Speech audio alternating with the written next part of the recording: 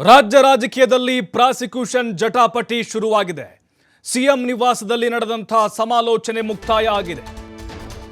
ಮುಖ್ಯಮಂತ್ರಿಗಳ ವಿರುದ್ಧ ರಾಜ್ಯಪಾಲರು ಪ್ರಾಸಿಕ್ಯೂಷನ್ಗೆ ಅನುಮತಿ ಕೊಟ್ಟಿರುವಂತಹ ವಿಚಾರ ಕಂಪನವನ್ನೇ ಸೃಷ್ಟಿ ಮಾಡಿದೆ ರಾಜ್ಯ ರಾಜಕೀಯದಲ್ಲಿ. ಮುಖ್ಯಮಂತ್ರಿಗಳು ಸಮರಕ್ಕೆ ರೆಡಿಯಾಗಿದ್ದಾರೆ. ಅಗ್ನಿ ಪರೀಕ್ಷೆ ಈಗ ಅವರಿಗೆ ಆಪ್ತ ಸಚಿವರು ವಕೀಲರ ಜೊತೆಗೆ ಸಲಹೆಗಳನ್ನು ಪಡೆದುಕೊಂಡಿದ್ದಾರೆ ಸಿದ್ದರಾಮಯ್ಯನವರು. ಎಸ್ ಪೊನ್ನಣ್ಣ ನೇತೃತ್ವದಲ್ಲಿ ನಡೆದಂತಹ ಒಂದು ಸಮಾಲೋಚನೆ ಇದು. ಅಂದ್ರೆ ಕಾನೂನಾತ್ಮಕವಾಗಿ ಹೋರಾಟ. ಪೊನ್ನಣ್ಣ ಅವರು ಮುಖ್ಯಮಂತ್ರಿಗಳ ಕಾನೂನು ಸಲಹೆಗಾರರಾಗಿದ್ದಾರೆ. ಸಭೆಯಲ್ಲಿ ಹೈಕೋರ್ಟ್ ಮೆಟ್ಟಿಲಿರುವ ಬಗ್ಗೆ ತೀರ್ಮಾನವನ್ನು ತೆಗೆದುಕೊಳ್ಳಲಾಗಿದೆ. ಅಂದ್ರೆ ಕಾನೂನಾತ್ಮಕವಾದಂತಹ ಸಮರ ತೊಡೆ ತಟ್ಟಿದ್ದಾರೆ ಸಿದ್ದರಾಮಯ್ಯ. ಈ ಪ್ರಾಸಿಕ್ಯೂಷನ್ ವಿಚಾರಕ್ಕೆ ಸಂಬಂಧಪಟ್ಟಂತೆ ನೋಡಿ, ಮೊದಲು ಸುಪ್ರೀಂ ಕೋರ್ಟ್ಗೆ ಹೋಗಬೇಕು ಅನ್ನುವಂಥ ಚರ್ಚೆ ಆಯಿತು. ಯಾಕೆಂದ್ರೆ ಸುಪ್ರೀಂ ಕೋರ್ಟ್ಗೆ ಹೋದ್ರೆ ದೊಡ್ಡ ಮಟ್ಟದಲ್ಲಿ ಇದನ್ನ ಚರ್ಚೆ ಆಗೋ ಥರ ಮಾಡಬಹುದು, ಮತ್ತು ಇದನ್ನು ಪ್ರತಿಧ್ವನಿಸಬಹುದು, ರಾಷ್ಟ್ರ ಮಟ್ಟದಲ್ಲಿ ಸದ್ದು ಮಾಡ್ಬೋದು ಅಂಥೇಳಿ. ಇಲ್ಲ, ಹೈಕೋರ್ಟ್ನಲ್ಲಿ ಇದನ್ನು ಪ್ರಶ್ನೆ ಮಾಡೋಣ ಅನ್ನುವಂಥ ತೀರ್ಮಾನಕ್ಕೆ ಇವತ್ತಿನ ಸಭೆಯಲ್ಲಿ ಬರಲಾಗಿದೆ. ಮುಖ್ಯಮಂತ್ರಿಗಳ ಬೆನ್ನಿಗೆ ಇಡೀ ಕ್ಯಾಬಿನೆಟ್ ಇದೆ, ಹೈಕಮಾಂಡ್ ಇದೆ, ಅದರ ಜೊತೆಗೆ ಕಾನೂನು ಟೀಮ್ ಕೂಡ ಸ್ಟ್ರಾಂಗ್ ಆಗಿದೆ.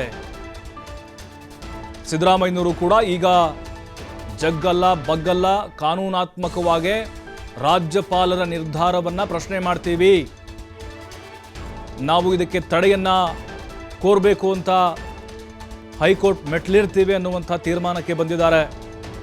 ಕೆಲವೊಂದಿಷ್ಟು ಸಲಹೆಗಳನ್ನು ಪಡೆದುಕೊಂಡಿದ್ದಾರೆ. ಈ ಹಿಂದೆ ಏನೆಲ್ಲ ಪ್ರಕರಣಗಳಾಗಿದ್ವು ಅಂಥೇಳಿ, ಮತ್ತು ರಾಜ್ಯಪಾಲರ ಒಂದು ಈ ತೀರ್ಮಾನ ಏನಿದೆ ಇದನ್ನು ಯಾವ ಉದ್ದೇಶಕ್ಕೆ ತೆಗೆದುಕೊಂಡಿದ್ದಾರೆ ಅಂಥೇಳಿ ಕೆಲವೊಂದಿಷ್ಟು ಪ್ರಕರಣಗಳು. ರಾಜಕೀಯ ದುರುದ್ದೇಶದಿಂದ ಕೇಂದ್ರ ಸರ್ಕಾರ ರಾಜ್ಯಪಾಲರನ್ನ ಕೈಗೊಂಬೆಯಾಗಿ ಬಳಕೆ ಮಾಡಿಕೊಂಡು ಸರ್ಕಾರವನ್ನು ಅಲುಗಾಡಿಸಲಿಕ್ಕೆ ಅಥವಾ ಮುಖ್ಯಮಂತ್ರಿ ಸಿದ್ದರಾಮಯ್ಯನವರನ್ನ ಮೂಲೆಗುಂಪು ಮಾಡಲಿಕ್ಕೆ ಈ ರೀತಿ ತಂತ್ರಗಾರಿಕೆನ ಮಾಡಿದೆ ಅಥವಾ ಕುತಂತ್ರವನ್ನು ಮಾಡಿದೆ ಅನ್ನುವಂಥ ಒಂದು ಸಂದೇಶ. ನೋಡಿ, ಸಿದ್ದರಾಮಯ್ಯನವರಿಗೆ ಎಲ್ಲ ರೀತಿಯಾದಂಥ ಬಲ ಎಲ್ಲರ ಜೊತೆಗಿದ್ದಾರೆ. ಹಾಗಾಗಿಯೇ ಮುಖ್ಯಮಂತ್ರಿಗಳು ಬಹಳ ಸ್ಟ್ರಾಂಗ್ ಆಗಿದ್ದಾರೆ ಈ ಒಂದು ಪ್ರಕರಣಕ್ಕೆ ಸಂಬಂಧಪಟ್ಟಂತೆ. ಯಾಕೆಂದ್ರೆ ಈಗ ಜಸ್ಟ್ ರಾಜ್ಯಪಾಲರು ಅನುಮತಿಯನ್ನು ಕೊಟ್ಟಿರೋದು ಕೇವಲ ತನಿಖೆಗೆ ಮಾತ್ರ, ವಿಚಾರಣೆಗಲ್ಲ. ವಿಚಾರಣೆ ಬೇರೆ, ತನಿಖೆ ಬೇರೆ. ತನಿಖೆ ಅಂತಂದ್ರೆ ಪ್ರಶ್ನಿಸುವುದು. ಹಾಗಾಗಿ ಹೈಕೋರ್ಟ್ನಲ್ಲಿ ರಾಜ್ಯಪಾಲರ ವಿರುದ್ಧ ಸೆಡ್ ಹೊಡೆಯೋದು ಕಾನೂನು ಬಾಹಿರವಾಗಿದೆ, ಸಂವಿಧಾನ ಬಾಹಿರವಾಗಿದೆ ಅವರ ನಿರ್ಧಾರ. ಹಾಗಾಗಿನೇ ಮುಖ್ಯಮಂತ್ರಿಗಳ ಮುಂದೆ ಸಾಕಷ್ಟು ಆಯ್ಕೆಗಳಿದ್ದಾವೆ.